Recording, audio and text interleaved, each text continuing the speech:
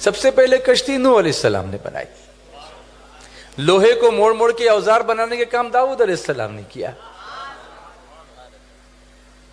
زرہ بکتر بنانے کا کام ابراہیم علیہ السلام نے کیا. آپ دیکھیے اس چیز کو. درزی ٹیلرنگ کا کام حضرت ادریس علیہ السلام کی سنت ہے. کہاں جا رہے ہیں آپ؟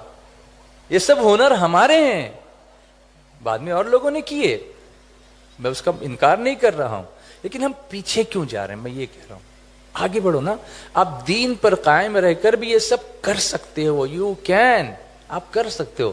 اس کے لیے دین چھوڑنے کی ضرورت نہیں ہے کہ آپ کالج جاؤ گے تو دینداری چھوٹ جائے گی. آپ چھوڑو گے تو چھوٹے گی، ورنہ اگر آپ اس پہ قائم رہو تو دنیا آپ سے امپریس ہوگی کہ یہ کالج میں جاتا ہے لیکن بے حیائی نہیں کرتا، اس کی نگاہیں اوپر نہیں اٹھتی ہیں، اس کی نگاہیں نیچے رہتی ہیں. یہ لڑکیوں کی طرف غلط نگاہ نہیں ڈالتا بلکہ وہ اللہ کو ڈرتے ہوئے نیچے چلتا ہے، تو لوگ آپ کا رسپیکٹ کریں گے. وہ ایسے مسلمان کا کون رسپیکٹ نہیں کرے گا؟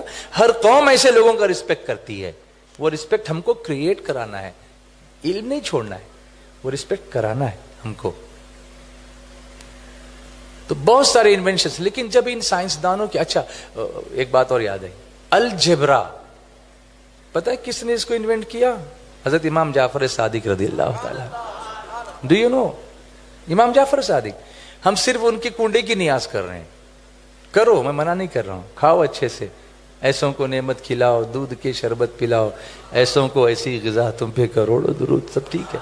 مگر ان کا علم جو ہے اس کی طرف بھی تو دیکھو کہ انہوں نے دنیا کو وہ دیا ہے جس کو بعد میں لوگوں نے ایکسپلور کر کے اس کے اوپر ریسرچ کر کے اپنی کتابیں لکھ ڈالی. ہم نے کیوں نہیں کیا؟ پھر ان سارے سائنسدانوں کو آپ سرچ کرو، آپ صرف سرچ کرو، سرچ انجن میں جا کے دیکھو، خالی اتنا لکھو نیمز آف مسلم سائنٹسٹ، ساری چیزیں آپ کے سامنے آئیں گی، پکچرز آئیں گے آپ، اور ان پکچرز کو آپ دیکھو گے تو یہ لگے گا یہ سائنٹسٹ ہے، یہ ڈاکٹر ہے، یہ تو عالم دکھ رہا ہے. تو وہ جو سائنسدان تھے، وہ جو طبیب تھے، وہ جو حکیم تھے، وہ پہلے عالم ہوتے تھے، بعد میں دنیا کا علم حاصل کیا کرتے تھے. اور آپ دیکھیں کہ پہلے زمانے میں عالم ہی حکیم بھی ہوتے تھے.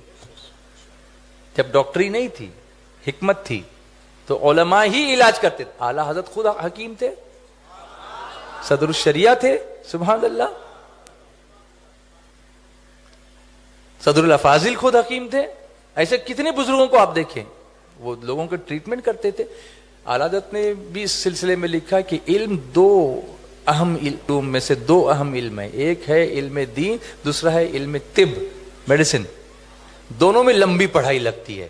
یہاں جسم کی پوری اسٹڈی ہے، وہاں روحانیت کی اسٹڈی ہے، اور جسم اور روح سے ہی ہمارا وجود ہے. آپ بول نہیں رہے ہیں نوجوانوں؟ Do you get me? Do you get me?